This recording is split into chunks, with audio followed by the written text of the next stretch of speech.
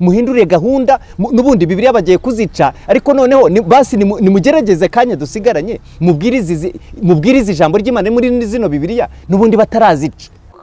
Amavuta bagusiga gukura imivumo na karande niya ni gute wambara mu nkweto y'umushumba, wambara mu ikanzu ngo urarongorwa ngo ni wambara inkweto y'umushumba yajyanye muri Isiraheli mu mva ya Yesu ngo urabona igitangaza.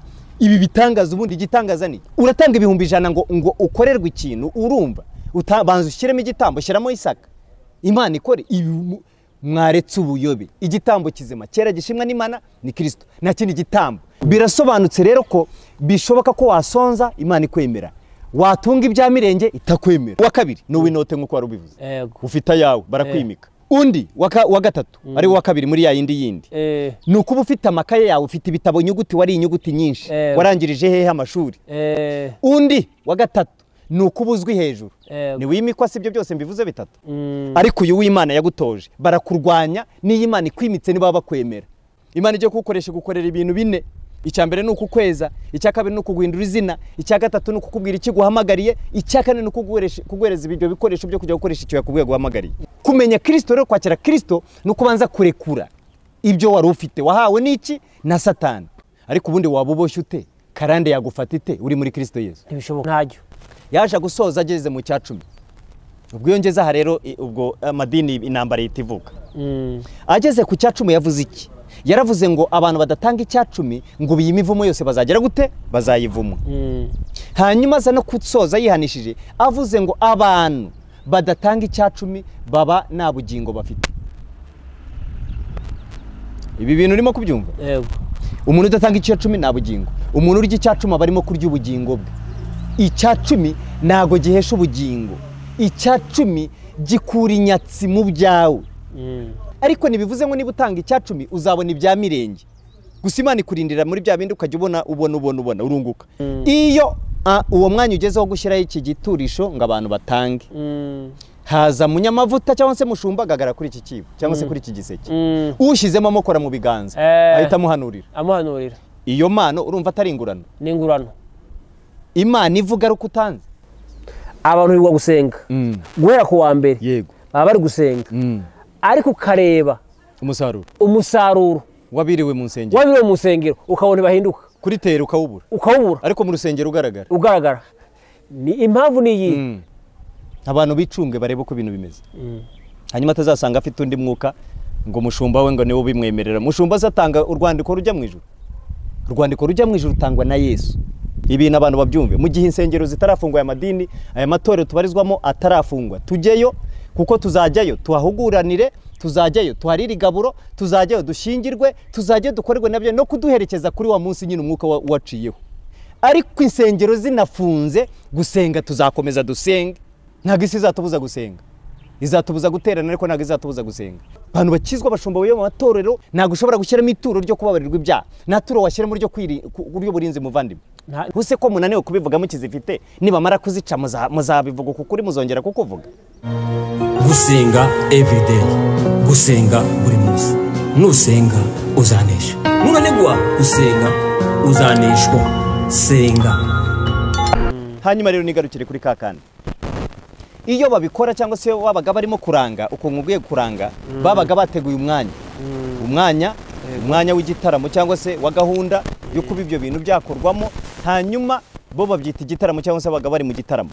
Icyo gihe rero babaga bashashe imikeka, abantu bicaye aho, yaba abantu tubita abanyagice cyangwa se ari abantu baje babasuye cyangwa se ari abahasanzwe. Basasaga umukeka bene urugo cyangwa se abayobozi babo, bamara gusasa umukeka abantu bakicara barambije, abitwa kari abarwayi, hanyuma abandi bakicara bazengurutse cyangwa se bakicara aho ngaho, hakaba ari ingoma, uyu witwa kari umuyobozi wabo arimo kuvuza cyangwa se barimo kuvuza. Akaba afite ikindi kintu cyitwa urunigi cyangwa se tukita urunigi, ariko cyo cyitwa urukwanzi mu mvugo zare hakurya. Ni urukwanzi cyangwa se urunigi. Ziriya nigi mubona abantu bakunda kwambara, ziriya nigi akenshi abantu babambara ibintu batazi. Mwabantu mwe ni musenga Imana, mujye mu bintu mubizi. Wireba nuza ngo yambaye gutya, wireba nuza ngo ameze gutya, wireba ngo avuga gutya, ngo ushake kumera nkawe, utabigenjuje umwuka w'Imana, utabigenjuje ijambo ry'Imana. Niba udafite impano yo kumenya cyangwa se yo kurobanura imyuka, wagombye kubirebera mu cyanditswe. Ariko nupfe kugendera ku muntu ngo nanuza arabikora utazi iyo biva, utazi naho bikomoka. uru runigi rero babaga bafite cyangwa se bafite bo ntago rwabaga ari ukurwambara, babaga rufite uwitwa ko ari umuyobozi wabo yitwa umuhereza cyangwa se w'umugabo yitwa umuhereza, ariko uw'umugore cyangwa se nka mama pasiteri muri mvugo yumvikana yabaga we yitwa umuhwezi. Hari umuhereza akaba umuhwezi. Umuhereza ni umugabo pasiteri, hanyuma umuhwezi ni umugore we ari we mama pasiteri. Hanyuma rero uwabaga ayoboye gahunda niba bombi bahari ni umugabo wabaga ayoboye, kuko niwe wabaga kenshi niba ari wahawe inshingano cyangwa se ari umuyobozi wabyo wabihawe, niwe wabaga afite rwa rukwanzi cyangwa se rwa runigi. Urunigi shanete cyangwa se tubyite shanetera, wenda muri iyo mvugo kugira ngo abantu babyumve.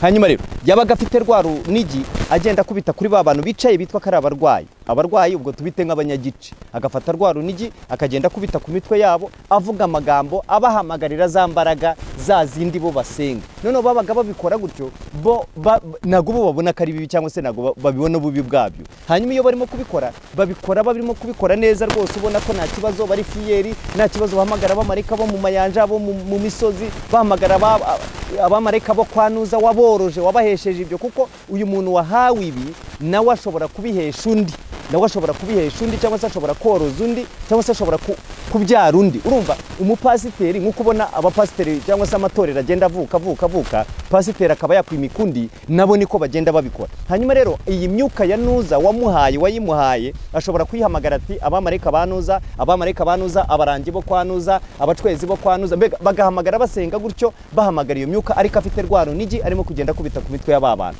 None bababwira ko bagomba kuba bazunguza imitwe kugira ngo baze kuzuzwa. Kuriya mbega twebwe iyo tusenga abanyamwuka barabizi, cyangwa se abakozi b'Imana murabizi, iyo murimo gusengerwa ngo umwuka wera abantu bawuhabwe, urumva ikigomba gukorwa cya mbere ni ukuba warejejwe, warakira Kristo mwami n'iki n'umukiza, kwa rero hanyuma icyaha n'igisa nacyo. Hanyuma muri wa mwanya murimo gusengerwa muhabwe umwuka wera, muriyoroshya, muba mugomba kwiyoroshya, mbega kugira ngo uyu mwuka naza mbega usange mwiyoroshye, mbega kugira ngo muze kuzuza umwuka wera Imana yishakira kuwugabira abawugabira, mbega muriyoroshya, bakabwira mwiyoroshye, mutazana intekerezo zo gutekereza mu mujye mu bindi, mwiyoroshye mwishyira imbere y'Imana, mbega mwaje wese wumva uhugukiye Imana. Bo rero babaga bategekwa gukora iki? Kuzunguza umutwe. None uko barimo kuzunguza uyu mutwe, ubwo izambaraga uwo zishatse kujyamo byamucakiraga cyangwa se byamujyagamo, akazunguza umutwe bya nyabyo, none ku buryo uvuga uti none uyu muntu arava hano ajya mu bitaro kubera kurwara ijosi, ariko ntacyo yabaga, kubera ko ari imbaraga zirimo kumukoresha n'ijosi ntiryarwaraga. Hanyuma bikaza kurangira uyu muntu imbaraga umaze kuzihabwa muri babandi bitwa ko ari abantu bari kumukeka, ni abanyagicubwo, byarangiraga bamaze izo mbaraga bazihawe cyangwa se batazihawe, gahunda igakomeza mu mezi runaka cyangwa se mu gihe runaka bababwiye ko bazaba bari kuri uwo mukeka bivuza. Iyo igihe cyageraga rero kikarangira batazihawe cyangwa se barazihawe, ubwo wazihabwaga yahabwaga izo mbaraga nk'uko ubona muntu yuzuzwa, bakuzuzwa za mbaraga bakanahanga, bahagera n'amaso areba, bakaranga ariko guhanura. Uwazihawe yararangaga cyangwa se yarahanuraga, yego, hakavuga indimi akaranga cyangwa se agahanura, tubyite guhanura wenda iyo byumvikana, yego. Hanyuma ibyo birashoboka ko rwose ibyo, none urumva abakoraga gutyo bazunguza umutwe uno munsi ntago bakiwuzunguza, huye ni mu buryo bw'amayoberane. Hanyuma babikubwe anabikoze ni mbega kora buryo cyo utari bubimenye ibishusho yo kwera. Muvandimwe, nge ndakubwiza ukuri ko ashobora kukubwira, akakubwira n'ibyo wariye ukwezi gushize, akakubwira n'isoko yitwa, akakubwira n'icyo wambariye imbere, akanakikubwira kuyakwemeze ko ari imbaraga z'Imana cyangwa se ari umwuka wera, ariko atari we. Yego, ariko mu kanya naka turaza kubona ibyo arimo gukora ko bihabanye. Nugira amaso y'umwuka uraza gusangana atari umwuka w'Imana. Hari ahantu wavuze ngo hariho abasigaye baje kuraguza, niho tugeze n'abaje kuraguza mu nzu z'Imana, kuko abenshi nk'ubu uzabona gihe nkunda kubibona, urumva ndumuvuga butumwa ngenda henshi, hari naho njya batanumiye ari Imana inyohereje. Hambere hari naho nigeze kujya rwose magera niyambariye, kuko urabona tugomba guhora twiteguye. Yego. Hanyuma mfata inzira ndimo kwigendera ngiye gusengera ahantu bisanzwe, ngeze mu nzira mabwa amakuru yuko ngomba kujya ku itorero rimwe ahantu. Mageze nagiye nari nambaye ipantaro itise, ariko hejuru nambaye ishati. Yego. Ishati isanzwe y'amaboko magufi. Yego. None ngiye ngezeyo umudiyakoni wari urimo gukora amasuku ahita nyihutana anjyana imbere ku ruhimbi. Yego. Hanyuma aho yanyicaje hari haje gahunda y'intebe. Yego. Umubare runaka w'intebe nyine. Yego. Tugomba kwicara rwo watumiwe umushumba n'umuyobozi. Ako kantu urakazi ko gaherutse? Sawa. Hanyuma aranyicaza wabona ko ndi umukozi w'iki? W'Imana. Mukanya uyobora gahunda ubwo ni 2:40. Niba mutangira saa 3, je 2:40 ngomba kuba ndi mu rusengero. Yego. Unuze ndazanyererwa kubera iki? Cyambona rwose hari abakozi b'Imana baza saa 9 baje mbega gushyira agatemere. Reka da, none kuva mu gitondo urumva uyu muntu we atarakeneye kuba nawe yahembuka. Abantu bararangiye barabone bazi nibyo barimo. Imana yohereza marayika uza gutwara raporo ku isa yo gutangira. Abiriwe mu materaniro itanga raporo, marayika atanga raporo. Abasoje itanga raporo. Umuntu akaza saa 9 bari busoze saa 10 agakoresha iminota 40 cyangwa 45 ubwo akarabisoje agahita nasengerwa nagenda nasezera bagasoza atanahari. Uyu muntu yabaye mu iteraniro. Ntabwo yabaye mu iteraniro. Nabamutumishe. Munyamara mu bikosora ibyo bintu by'ibyuwero mwihaye. Muraza guhura n'ibibazo bikomeye.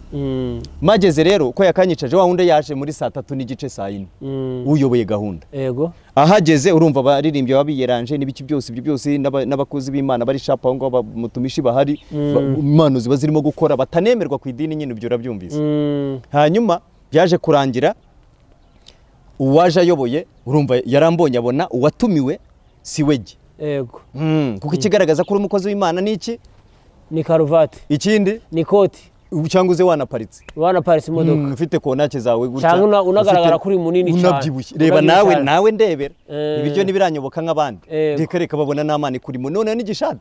N'igishati. Kandi niyo yari inumi. Barambwira ati umukozi w'Imana hano ntago ariho abantu bose bicara ngo ino tukwereka aho wicara. Hano hicura watumiwe gusa n'umushumba uyoboye hano itorero ndetse n'uyoboye gahunda uwo munsi. Ahita ntwara mu kibaya hari intebe zari zateguye ziri mu kibaya za bose nyine nabitumiye nuko babita. Nyamara kugira ngo utumire uriya muntu umuha agaciro kuruta uw'Imana yohereje. Waha agaciro uw'Imana yohereje ko niba ufite amakuru yizewe. Ariko nibabizi nyine nta mwuka n'amaso ahari. Akuvanyeyo. Amvanye njyanira mu kibaya. Nanjye ndemera njye kwicara. Kuko n'ubundi ntabwo wijanye. None se kari Imana yarinjanye hari ikibazo mfite. Ikiri ngombwa nahageze. Imana rero igomba kwikorera igaca inzira sindwana njya kurwana ibikize. Intambwe indeba nuko numviye ndaza. Ubwo ba mu mwanya batawuma nje mba nandikiwe. Niko mbaho aho nanyuze barabizi. Ntabwo njya rwanira umwanya wo kuvuga. Kandi umaye 5 ndayikoresha umaye 10 ndayikoresha. Nkata. Shobora gufata iminota 10 nkayikoresha iminota nari bukoresha 4 n'itanu. Ijambo narivuga ryose nkarivuga muri 10. Abo kumva bakumva nkataha. Ubwo we muzasigara mwihanganiwe munyabinyomo baho. Sawa rero nicaye hariya. Uko nakayicaye rero bashyira abigisha ngo bategereje iki? Mutumishi. Mutumirwa. Barategereje wapi? Bashyira bigisha bari uyoboye kurarira akamutumirwa arabura. Bashyira indirimbo nyinshi barabura. Bashyira amakorasi bararamya barahimbaza. Bebe mutumisha arabura. Saa 10 ziburi minota 10 kane rwo bari busoze. Araza aranyongorera uyoboye ngo none se ngo tugwereze iminota 10 ngo wabasha kuyikoresha. Ngo nurenzaho ngo ari gahunda y'inyubako ngo ubwo nyine urahita ugira gute urahita witangisha. Nitukongera indi 5 uritangisha no ya nge mu 10 yanjye niyo nkoresha kwitangisha n'ibyanye. Ndigisha Imana iramfasha mu minota 10. Abantu barihana icyari gikenewe Imana ibiragikoze. Ndasohoka nditahira basoje iteraniro mpita nsohoka naha. Mwarimu nibwo yanyirutseho n'ababayobozi none ngo babona ngo mfite iki Imana.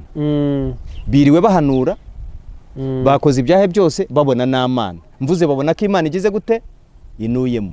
Ariko bakoze b'Imana wagombye kuba ufite amakuru y'umunsi ku buryo n'abantu bazaza abashyitsi bazaza ku itorero ryawe.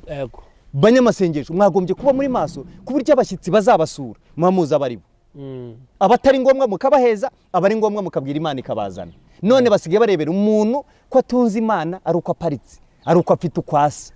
Uko nukurobanura ku butoni n'Imana ibikigutuyemo. Bareba ko ufite za degree ko ufite ama diplome nijo sigaye bareba kuva mu muryango ukomeye ko wazanye V8. Ubwo nubuyobe nivangirwa barinjiriwe ni babi. Ivangirwa rikomeye cyane. Bibi cyane kuko imihamagaro nini. Imihamagaro nini? Wa mbere. Umuhamagaro wa mbere n'uw'Imana ihamagara umuntu ikamujyana mu ishuri ryayo ikamutoza ikamukuba ikamuvuguta ikamumaramo inkamba amoko agashira kwishyira hejuru bikarangira ibyaha bikamushiramo akabicyaremwe gishya. Uri muhamagaro wa mbere. Uwa kabiri n'uw'inote nk'uko wari ubivuze ufite ayawe barakwimika barakwimika. Undi wa gatatu ari wa kabiri muri ya yindi ni ukuba ufite amakaye yawe, ufite ibitabo nyuguti, wari inyuguti nyinshi, warangirije hehe amashuri. Undi wa gatatu ni ukuba uzwi hejuru, ni wimikwa, si ibyo byose mbivuze bitatu. Ariko uyu w'Imana yagutoje barakurwanya, n'iyo Imana ikwimitse niba bakwemera. Akantu wakumvize kandi wowe ufite ibintu bizima uzaniye abantu, ni ufite ibintu bizima, ariko mu bigaragara, mu bintu bigaragara ntacyo uba ufite, ntacyo ufite. Niyo mpamvu uyu mugabo witwa Paul yavuze ngo tugaragara nkaho tutariho, tugaragara nk'abapfuye ariko turi bazima, nk'abakene ariko dufite bingahe, tunatungisha. Unyumvire, benshi kandi tugaragara nkaho nta kintu ariko tunatungisha. Ubwo no kuba bigenda biriya byose nuko itorero rikirinda. Barakoze kubyumva. Hanyuma rero baje kunumira bati noneho uzagaruke mukozi w'Imana, tubonye ko noneho ufite iki kwiri. Ubu bigaragara ko mu ishati Imana itakoreramo, mu ishati nikorera, abantu bagenza amaguru ntabwo Imana ikorera mu ikote, mu ibubu. Ubwo ni ubuyobe nomero ya mbere. Umuntu kugira ngo umenye ko afite Imana rurema, imbaraga z'Imana, umwuka w'Imana ni imbuto, si imyenda. Hari ibyo bajya bagoreka ngo twesha agaciro nk'abakozi b'Imana bagabura ibyayo. Kwesha agaciro ni iki? Ni uko utagenda urya mu muhanda, ni uko kutandavura, kugenda uhemuka, niko kwihesha iki agaciro. Nago kwihesha agaciro ari kwambara ikote, ari kwambara karuvati. None se utabifite Imana yari gushyize muri iryo shuri, ibyo bintu wabyambara.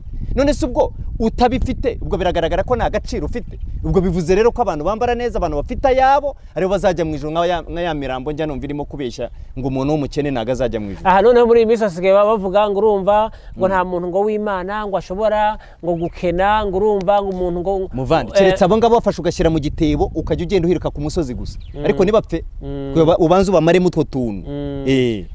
Koze Imana ukena, koze Imana usonza. Nibambwira uwubatse etaje muri aba bigishwa ba Yesu. Yesu we ntiyagendeye ku ifarashi rimwe aje Yerusalemu rimwe ryonyine. Hari ahandi bigeze bamuhana rifute. Ahandi bigeze bamuhana si rimwe yagendeye. Ejo bundi ajya kutanga ahandi gaburo cyangwa se kwaruhukira nuzi ibyo bamukoreye. Baramwanze baramwirukana. Kwanuza honyine se wabamwemereye. Kwanuza yavuze ati kwanuza jya kwanuza. Urahura nawe yikoreye ikibindi. Gusa abantu bari mu biki.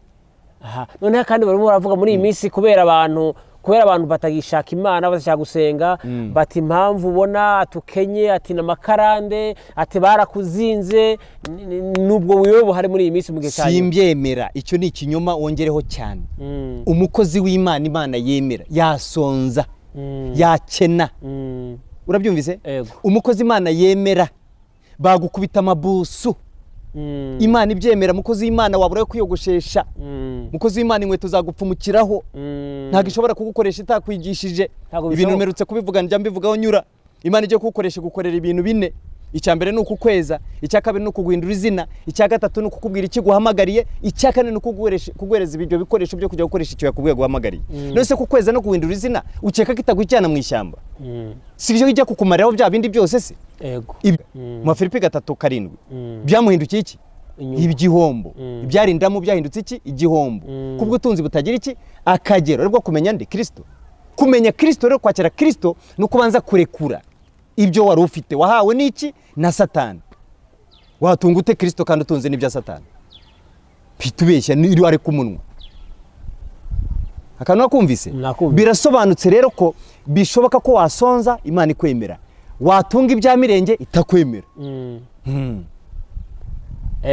Muri iyi minsi impamvu mbikomojeho nuko muri iyi minsi hari inyigisho z'ubuyobe bukomeye. Abantu nibakanuriye. Kandi ni hahandi tugeze. Paul yavuze ngo mu minsi ya nyuma abantu bazabace mu nyigisho z'ukuri zibarya mu matwi, ngo bazirunda abigisha bahuje n'amarari yabo. Muri iyi minsi hari abigisha bahuje n'amarari, bavuga turabonye visa akira atebwira mugenzi wawe tuzamererwa neza, tugiye gukira, ariko ntibabwira ibyaha. Imana ijya kunyohereza jimagurutsa ngo nje kuvuga ubutumwa, nsanzwe mbuvuga, ariko nyirizina imereza misiyo neza. Yaranyeretse mbona ikibaya cyuzuye abantu, none mbona abagabo batatu barimo guhanura. Ibi bintu narabivuze n'ahandi narabivuze rwose, nanyuze henshi bivuga. Hanyuma njye kubona mbona abagabo batatu bahagaze imbere y'iteraniro barimo kurihanurira icyarimwe, batatu bahanura icyarimwe. Kandi mu iteraniro uzi ko agomba guhanurira umuntu umwe, abandi bakagenzura. Paul niko yabyanditse. Kandi ni nabyo kugira ngo umwuka w'Imana cyangwa se hataza kuba umuvurungano. Hanyuma ngiye kubona mbona abantu barimo guhanurirwa ni abantu nk'uko waba uzi abantu bari mu kabari cyangwa se muri gumaguma byose by'isi bari babyujuje ubwo ibyo mvuga urimo urabyumva byose bari bafite inkweto zari zazi zimeze gutya utumini tugera hejuru iriya mbona barimo guhanurirwa Imana uko umwe akabwira umwe ngo wowe akira kujya hanze acira inzu acira imodoka acira ni batatu bavugira icyarimwe umwe abwira uyu n'undi abwira abandi barimo kuzamuka nk'abari muri gumaguma Imana yambwira ngo urabireba ndabireba ijwi ryambwiraga ryarariraga sindumva ijwi riremereye nka ririya ngiye kubona irambwira ngo none renza amaso ubwo iterero ntago bambona numbwira niba mubona je ndimo kureba nanjye ndira Imana ijwi ririra ngiye kubona mbona agasozi kare agasozi urakareba ndakareba urareba iki ngiye kureba ndeba inyuma y'agasozi mbona hari yizuba ariko ryarenze hasigaye imirasire urabona imirasire y'izuba uko bimeze izuba ryarenze imirasire kwako nibimeze ndavuga ndabona imirasire y'izuba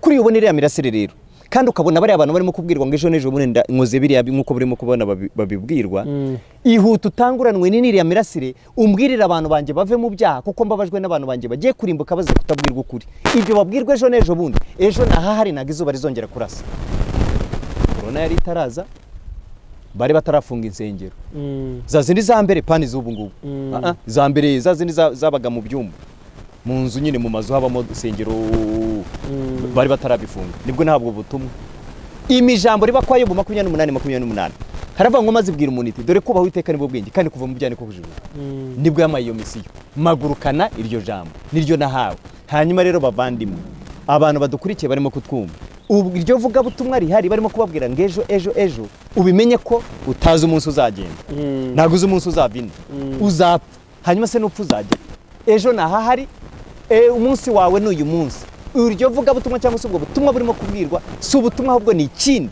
ni ubuyobe bukomeye cyane abantu babwirwe ubutumwa bwiza bwihanisha ibyaha abantu bareka ibyaha abantu bareke amagambo abantu bareke ubwibone abantu bareke ubusambanyi abantu bareke ubujura abantu bareke ubusinzi abantu bareke inzangano bareke amoko bareke kugambana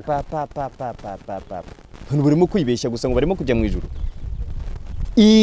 kujya mu ijuru hari amategeko n'amabwiriza nta muntu rero uzagenda gutyo ubu muzehe ni wari ufite muzehe niba ariho simbizi cyangwa se niba gihari cyangwa se niba yaragiye nawe yaragiye none muzehe mu rugo rwe ni amategeko yari afite amategeko wagomba kuzasanga ukubita icyugi biryamiye muzehe akagukingurira akabwira mukecuru ati kingura umwana wacu yaje umwana wacu niyo bakingura byaba bibabaje hari uko bakubwira bati ibi bintu sibyo mu ijuru urumva uzagenda ukubita ibyugi gusa ni amategeko abayo ntabwo bizemera abantu bakizwa bashomba mu matorero muhinduriye gahunda n'ubundi Bibiliya bagiye kuzica ariko noneho basi nimugerageze kanya dusigaranye mubwirize ijambo ry'Imana muri zino Bibiliya n'ubundi batarazica huse ko munaniwe kubivuga mukizifite nibamara kuzica muzabivuga kukuri muzongera kukuvuga Yohana atanguza ministeri yaje abwira abantu tumwihane umubatizo kuko ubwami bw'Imana buri hafi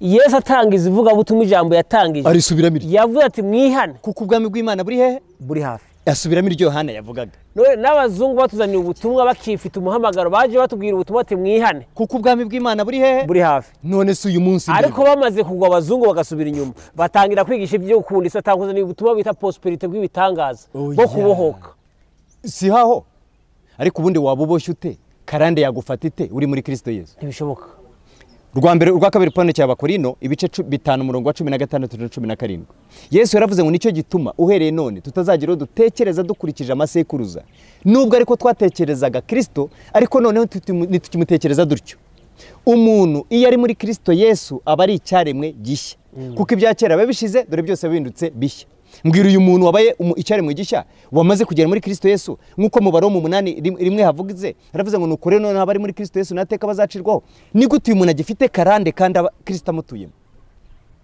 imivumo bagukuraho niya amavuta bagusiga gukura imivumo na karande niya ni gute wambara mu nkweto y'umushumba wambara mu ikanzu ngo urarongorwa ngo ni wambara inkweto y'umushumba yajyanye muri Isiraheli mu mva ya Yesu ngo urabona igitangaza ibi bitangaza ubundi igitangaza ni ikintu kigutunguye utari witeguye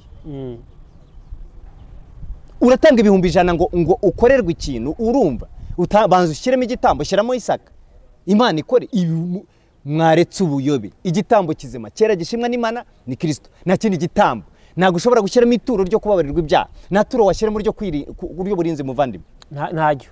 Ngo Imana kugira ngo izakurindira abana ngo shyiramo ituro, Imana kugira ngo irinde business wawe shyiramo ituro. Mina kwambia ubu rero ari ibintu byewe ndeba abantu nkumirwa. Merutse kuba ndahantu batumira umushumba araza ava ahantu mu ntara yindi azi Kigali. Imana injyana yo naza makuru y'ibihari. Yego. Noneho arigisha ijambo ryiza riba mu gutegeka kwa 228. Nugira umwete wo kumvira Uwiteka Imana no kwitondera amategeko yayo uburyo bwose ngo utegeke uyu munsi. Uwiteka Imana izagusumbisha amahanga yose yo mwisi kandi imigisha yose izakuze kugereho niwumvira Uwiteka Imana yawe. Wumvise imigisha? Yego. Niwumvira imigisha izaza. Yego. Iriya migisha rero yabwirwaga Abisiraheli. Yego. Nubwo natwe turi Abisiraheli ku buryo bwo kwizera. Natwe turi urubyaro rwande rwa Abraham. Ariko iriya migisha irimo ivugwa bihabanye nanone aho imigisha Imana itanga. Kakanu kumve. Yego. Iriya migisha babwirwaga ni ya nyayo arari gutya ureba neza gutya mu gihugu bagiye guhindura. Uno munsi rero iyo wakire Kristo mwami n'umukiza ahubwo ushobora no guhomba nabya bindi wari ufite. Ariko akagutungisha ubuntu bwe bukaguhaza. Yego. Yaje gusoza ageze mu cya 10. Ubwo yongeza aha rero ubwo amadini inambara yitivuka. Ageze ku cya 10 yavuze iki? Yaravuze ngo abantu badatanga icya 10 ngo biyimivumo yose bazagera gute? Bazayivuma. Hanyuma aza no kusoza yihanishije avuze ngo abantu badatanga icya 10 baba nta bugingo bafite.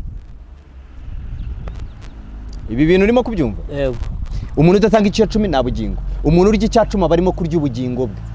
Icya 10 nago gihesha ubugingo. Icya 10 gikura inyatsi mu byawe. Ibintu urabyumvise? Kituma Imana yirukana indyanya na zakagungu n'ibiki byose. Ariko nibivuze ngo niba utanga icya 10 uzabona ibya mirenge. Gusa Imana ikurindira muri bya bindi ukajya ubona urunguka. Nko muri Amerika numva makuru ariyo sindajyayo. Numva makuru ariyo yuko abantu bawo bamaze gusobanukirwa icya 10 nicyo kintu basigaranye. Baraguye ariko basigaranye iki? Icya 10. Ava hariya mu mafaranga yabonye n'iki byose akaza gatanga icya 10. Imana ikamuhera umugisha mu byagira gute akora, ariko urusengero atajya rujyamo. Na hano muri Afrika iwacu tuvuge hano muri Afrika abantu cyo gutanga mu nsengero barabiyoboka ariko ntibagabura abantu bashonje gutanga kugira ngo bereke mushumba ariko bereke mushumba cyane kuya wone abasengere abasige haya mavuta. None se akabazo urabibonye nuko wenda utaragenda cyane ariko niba ugenda nawe muri izi gahunda nyinshi umva tutuntu ngiye kukubwira iyo uwo mwanya ugezeho gushyiraho iki giturisho ngo abantu batange haza munyamavuta cyangwa se mushumba agagara kuri iki kibo cyangwa se kuri iki giseke ushyizemo amokora mu biganza ahita amuhanurira iyo mano urumva atari ingurano ni ingurano. Imana ivuga ari uko utanze twe twakunze Imana ibona kudukunda. Imana yaradukunze hanyuma imaze kudukunda kubwo kudukunda ikora igikorwa cyo gutanga iki? Umwana wayo. Hanyuma rero urukundo ukunda Imana ubundi ni uruhe? Niba ukunda Imana wagombye kubigaragariza he mu bikorwa arizo mbuto. Yego. Aka kantu urakumvize? Yego. Hanyuma mbwira kuntu uri butange nutanga Imana ibone kukukunda. Ufite iki ngihere hose? Iki wowe ugira iki? Iki. Ntacyo. Ntacyo. Iki shaka no mutima. N'umutima. Waza n'umutima hakaza niki? No winyuma. Aho hantu. No kuvuga ngo ikibazo kihari. Isengero ni nyinshi. Abantu bari gusenga.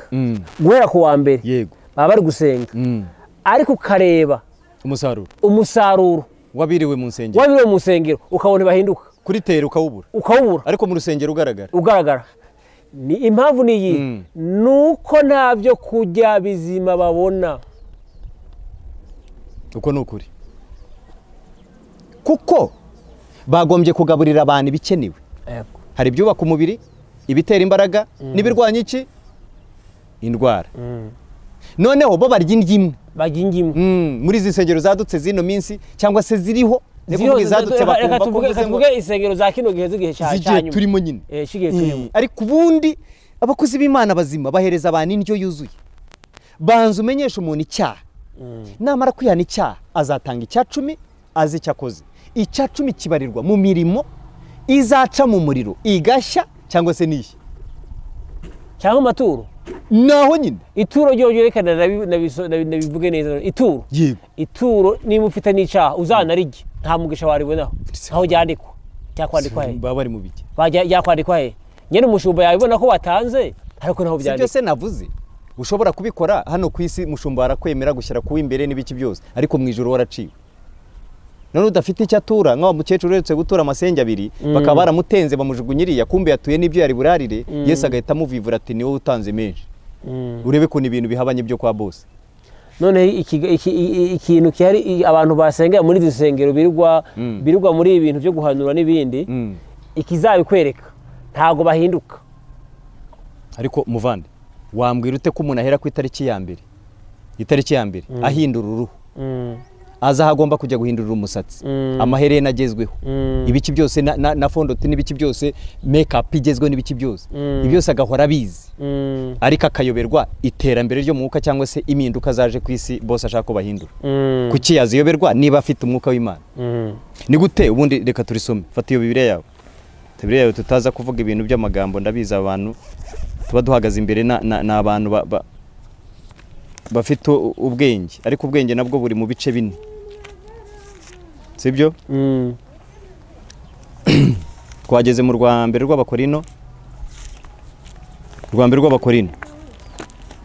ndebera igice cya 6 Rwambere rw'Abakorino turareba mu gice cya 6 ni ku page 170 havuze ngo iki rero dore ku murongo wa 15 numva usoma nanjye njya gukurikira n'ubwa mbere nje hano kuri gusenga everyday ariko njya gukurikira usoma hanyuma ni 6:15 Rwambere rw'Abakorino ibice 6 umurongo wa 15 nimuzi yuko imibiri yanyu ari ingingo za Kristo mbese noneho nore ingingo za Kristo nkazihindura ingingo za maraya nibikabeho nimuzi yuko wifatanye na maraya ababaye umubiri umwe nawe kuko Imana yavuze iti bombi bazaba umubiri umwe ariko uwifatanya n'umwami Yesu ababaye umwuka umwe nawe niki gituma nibura umukristo Kristo yamaze kukugeramo umuntu akunyuraho cyangwa se abantu uca ahantu uri umugore cyangwa se umukobwa waca ahantu indaya zitegera waca ahantu indaya ziba ziri bakagusifura nk'indaya uri umukozi w'Imana barebye iki barebye ibirango biranga umuntu utuyemo imbere wambaye nk'indaya urasa nk'indaya kandi tujya mu mategeko cyangwa se nitujya mu mico y'Abisiraheli turaza gusanga abantu bitwa kari abasambanyi cyangwa se indaya zagiraga imyenda zambara abagore b'abapfakazi bakagira iyo bambara abakobwa b'abari batararyamana n'abagabo batarashaka bakagira imyenda bambara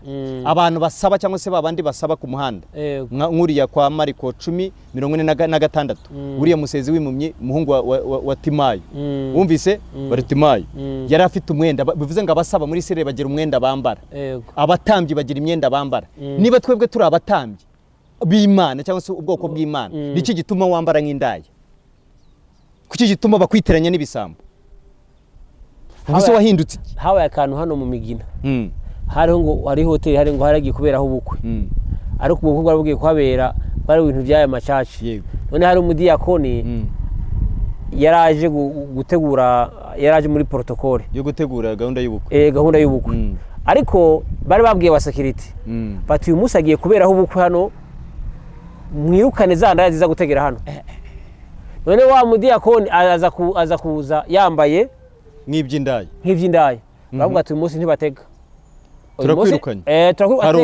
atarabuka ati ni mudiyakoni atereka reka genda uje gutega nta mudiyakoni wambara gutya nta mudiyakoni yambara gutya ari ryo jambo rero tugeze hano ku murongo wa 19 mbese nimuzi yuko imibiri yanyu ari insengero z'umwuka wera uri muri mwe aka kantu kumve mbese nimuzi yuko imibiri yanyu ari insengero z'umwuka wera uri muri mwe uwo mufite wavuye ku Mana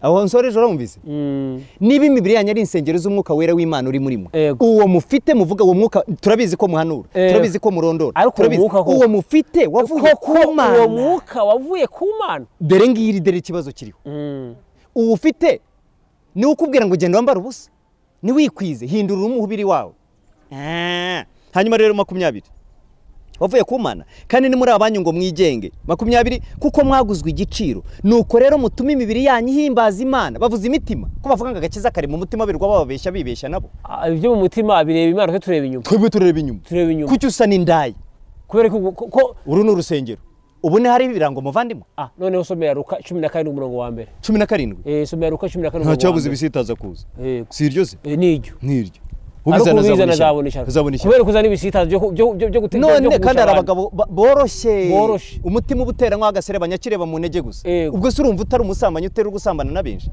urimo uragirane urimo urabagusha najuru uzajyamo wazanye igisitazo ngaho turebe hariya n'ubundi niho narindi hanyuma twakure n'umwanzuro yego aho mu bakorine n'ubundi hasubire rwa mbere n'ubundi 3:16 na 17 ni ku rupapuro rw'168 mvuga uko havuze hanyuma abantu baribeshye ngo pasiteri wanjye arakweme ari naho nigeze kujya isanga umushumba wabo niwe ubagurira ibikomo niwe ubagurira amaherena niwe afite na za saro niwe ujya kubasukisha bakwishyura batakwishyura nta kibazo saro nize ariko mwakanuye ko umuntu ataza avanga nkorera satani ngabyere ngakorera satani warebye imbuto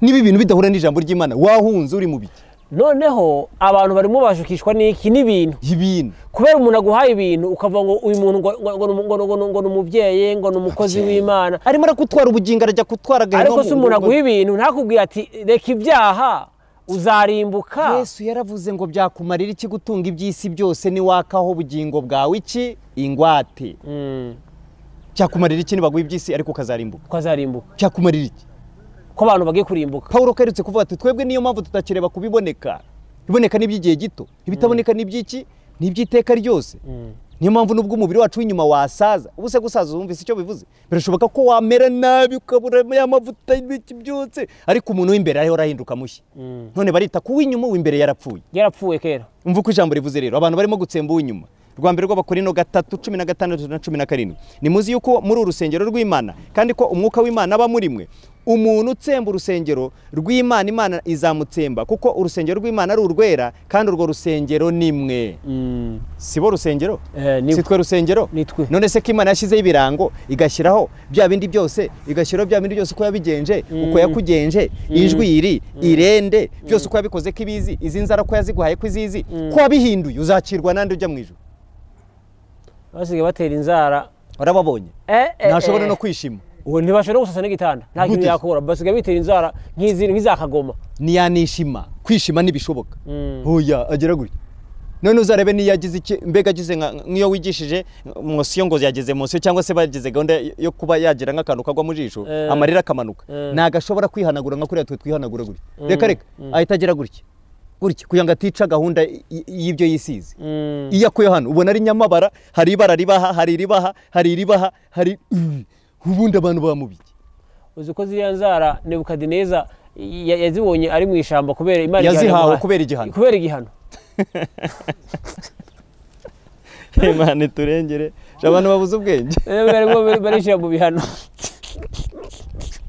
ngo bashumba barabyemera rero ndagutangarije wa mushumba we umva neza niba ari Imana yakwimitse subira ku rufatiro Paulo yandikiye Timoteyo mu rwa 2:3 ngo kandi abantu babi nabita uko batari bazarushaho kuba babi bayobywa bakayobya bazayobywa nibamara kuyobywa bayobe none bajye kuyobora mbwira umuntu wayobye ayobejwe arakuyobora kugeze arakuyobye Yesaya bisobanura neza 9:15 ngo abayobora aba bantu barabayobya kandi abo bayoboye bararimbuka none muri Matayo 15 umenga guhera ku murongo wa 8 na 7 ngo haravuga ngo ni impumyi ngo amagambo bigishwa ngo ni n'ayabantu ni impumyi kandi impumyi sindi zose zigwa hehe mu rwobo ijambo ry'Imana rihari ko abakozi b'Imana bahari bazima ese niba utaremera hariya muri rwa rusengero rwo kwanuza nyine ubu hari abashumba bihambiriye abana bavuga ati nimba menye ko mwagiye kwanuza muri rwa rusengero nzaguhagarika nzaguca niba Yesu yaradutumye kujya guhindura abantu mu mahanga yose abigishwa tubabatiza mu izina rya Data wa twese n'Umwana n'Umwuka wera tubigisha kwitonda ibyo Yesu yadutegetse kuki utareka abantu bawe ngo bagende baha ibyangombwa bajye kubwiriza n'ahandi abantu bamenye ukuri wowe wamaze kumenyesha aba bantu bawe niba barakuze kuki ushaka kubihambira ngo nabawe we nabawe hari uwo waza nyine nupfa se nagitorero rizakomeza gukora ndibaza ibyo abantu barimo byaranyubeye muvandimwe icyo abantu Imana bashakaho niki abantu ni bezwe Baheburayo 12:14 mugira umwete wo kubana n'abantu bose amahoro no kwezwa kuko utejejwe atazareba umwami Imana cyangwa atazabona umwami Imana nuzajyayo nawe nuzatera umutaro nuzajya uzabura umugabo nka nabwenge akantu wakumvise tugana ku musozo wasoza ubwira iki abantu batwise? Abantu nibezwe. Yego. Abantu nibezwe. Reka mbisome mu ijambo ry'Imana. Sibyo? Yego. Urwa kabiri pone cy'Abakorino. Hanyuma ni naho umwanzuro w'ibi bintu byose twaganiriye uri. Ni ibice byaho bitandatu guhera ku murongo wa 14 kugera ku wa 18 ndetse no mu bice birindwi umurongo wa mbere. Hanyuma niho bizingiye. Ibintu byose twaganiriye reka tubikubire muri ibi bintu. Urwa kabiri rw'Abakorino 6 guhera ku murongo wa 14. Ibyo kutifatanya n'abatizera. Nimwifatanye n'abatizera mudahwanye, mbese gukiranuka no gukiranirwa byafatanya bite? Cyangwa umucyo n'umwijima byabana bite? Kandi Kristo ahuriye na Bereyari. Cyangwa uwizera n'utizera bafitanye mugabane ki? Mbese urusengero rw'Imana rwahuza rute n'ibishushanyo bisengwa? Ko turi urusengero rw'Imana ihoraho, nk'uko Imana yabivuze iti, nzatura muri bo, ngendere muri bo, nzaba Imana yabo, nabo bazaba ubwoko bwanjye. Nuko muve hagati y'ababandi babandi badakije, mwitandukanye. Niko Uwiteka avuga, babandi bakora bya bindi, basuka badefiriza, basiga inzara, bakuyeho imu bagashyira ibindi, babandi babasamba, babandi bikinisha, babandi baroga, babandi bafite amoko, mwitandukanye nabo bantu. Kandi mukore ku kintu gihumanye, nanjye nzabakira. Umvise aho tugana? Nanjye nzabakira kandi nzababera so. Iyi so uyirebe ni Imana. So hari so mu nyuguti no, hakaba na so mu nyuguti nkuru. Iyi ni so, Uwiteka ni Imana ibivuze hano. Kandi nzababera so, namwe muzambere abahungu n'abakobwa, niko Uwiteka ushobora byose avuga. Ibice birindwi umurongo wa mbere ariho bifungiye. Haravuze ngo nuko bakundwa, ubwo dufite ibyo byasezeranijwe, twiyezeho imyanda yose y'umubiri n'umutima, tugende twejesha rwose kubaha Imana. Bavuze imyanda y'umutima gusa. Imyanda y'umubiri niki? N'umutima. Mu Baroma ibice 12 umurongo wa mbere n'uwa kabiri haravuze ngo nuko bene data ndabinginga kubw'imbabazi z'Imana ngo mutange imibiri yanyu ibi bitambo bizima byera bishimwa n'Imana. Imibiri ibi bitambo bizima byera bishimwa n'Imana, ariko kwikorera kwanyu gukwiriye. Gutunga imibiri ka bitambo bizima byera bishimwa niko gukorera Imana gukwiriye. Niba kwitiranye n'indaya n'igisambo, amanwa baraconze bafite byanwa bigeringi zasuna abantu. Umukozi w'Imana bafite zasuna, kwera umukozi w'Imana, pocket umukozi w'Imana. Mukozi w'Imana yambara icupa kujya cisha mu gitsintsino rikabanza kujyamo ishashi. Mukozi w'Imana uri icyitegererezo, abantu bose bakureba utanavuze ucaho. Ubuse ko nari mu bikera uko nambaraga cyangwa se ko abisi bambara riko nari imeze. Groupe yo twabagamo nuko babaga bameze. Inda yabo twabaga dusambana, urumva je narasambanye bavandimwe, nabinyuje n'ahandi narabivuza ahandi. Narasambanye ngera mu bagore ndenga abagore bagera muri 600. Nubwo benshi bavuga ngo ni 600 ngo ni benshi, nje narenze 600. Niba narahuraga n'abagore 2 cyangwa 3 cyangwa 4 ku munsi, kumara umwaka ubwo n'abagore bangaye. Abo twasambanaga nago bambaraga ibirenga irikoti. Kugira ngo umusambane nago arije kujya gukuramo imyenda gakuramo imyenda. Ni gutya mugasambana aho mu bimansoro Uganda babye nabambaye ubusa n'abagandimo n'abagamari nyibayo munyiba muri ibyo bintu. Hanyuma mbwira niba wambara utyo ukaba imisatsi bafite uyifite, ibyo bambara byambaye, Yesu nuwuhe? Yesu nuwuhe? Mutanga imibiri yanyu ibitambo bizima byera bishimwa n'Imana, ariko kwikorera kwanyu gukwiriye. Kandi nimwishushanye n'abiki gihe, ahubwo muhinduke rwose mugize imitima mishya, kwe mumenye neza iby'Imana ishaka, ari byo byiza bishimwa kandi bitunganye rwose. Nurahinduka urajya guhindura abandi so bahindura iki? Urasa n'indayo urebwira kwihana iki? None se uramubwira gusambana n'ubundi katasambanye umureba nk'ibugande nk'uko twasambanaga batureba cyangwa se babona, ubwo urubundi uramubwira ikiye cyaha kandi n'ubundi musa. Abantu bicunge barebe uko ibintu bimeze. Hanyuma tazasanga afite undi mwuka ngo mushumba we ngo niwe bimwemerera. Mushumba zatanga urwandiko rujya mu ijuru. Urwandiko rujya mu ijuru tangwa na Yesu. Ibi n'abantu babyumve. Mu gihe insengero zitarafungwa amadini, aya matorero tubarizwamo atarafungwa, tujyeyo kuko tuzajyayo tuhahuguranire, tuzajyayo tuharira igaburo, tuzajyayo dushingirwe, tuzajyayo dukorerwe nabyo no kuduherekeza kuri wa munsi nyine umwuka waciyeho. Ariko insengero zinafunze, gusenga tuzakomeza dusenge. Ntabwo isi izatubuza gusenga, izatubuza guterana, ariko ntabwo izatubuza gusenga. Ariko se usenga urinde? Umuntu ujya kuvuga izina ry'Uwiteka abanza kuva hehe? Mu bidatunganye. Ko Pawulo yabwiye Timoteyo mu rwa kabiri murongo wa 19. Nyamara ufatira ukomere rw'Imana rucyahagaze, kandi rwanditseho ikimenyetso ng'Uwiteka azabe. Ariko umuntu wese uvuga izina ry'Uwiteka abanza ave mu bidatunganye. Niba utarava mu bidatunganye, isengesho ryawe ni ikizira. Niko yavuze mu Migani 15:8. Umuntu wese igitambo cyose cy'umunyabyaha ni ikizira. Igitambo cy'umunyabyaha ni ikizira ku Uwiteka. Ariko gusenga k'umukiranutsi kuramunezeza. banza uve mu bidatunganye ubone gusenga, va mu bidatunganye ubone guhamagara Imana ikwitaba, va mu bidatunganye hanyuma ugarukira Imana. Imana iragushaka. Nukuri ibishimwa mu bigawa, niko Yeremiya yavuze, nukuri ibishimwa mu bigawa uzaba nk'akanwa k'iki k'Imana, uzaba nk'akanwa k'Uwiteka. Ariko se nurava mu bigawa, nurakuri ibishimwa mu bigawa, uhagarariye Imana ute? Urumva utazaba icyambu, kandi Imana nihomba. Izakureka ukore, izakureka uhanure, izakureka wigisha, izakureka uyobore amadini uyobore, kandi utabageza ku musaraba. Indirimbo 433 abantu bayiririmbe bareba. Uri umuntu umunyabwenge wigisha abantu ibyo Uwiteka, nubageze ku musaraba wigisha iki? Ariko hepfo ngo ngiki cyambu cy'amaraso ye, ngwino wirohemo wa mutindi we kuba agace wasigaza katuhagiwe. Mwakire neza ijambo ry'Imana. Urakoze mukozi, reka tugushimire, tugwe Imana iguhe umugisha. Amen. Reka dushime n'umuntu yabanye natwe ubwigano gito, tugwe nawe Imana iguhe umugisha. Yego. Mukozi w'Imana, Karame. Ushobora utarasenga, hari abantu ushaka kuba bumvise ubutumwa bwiza,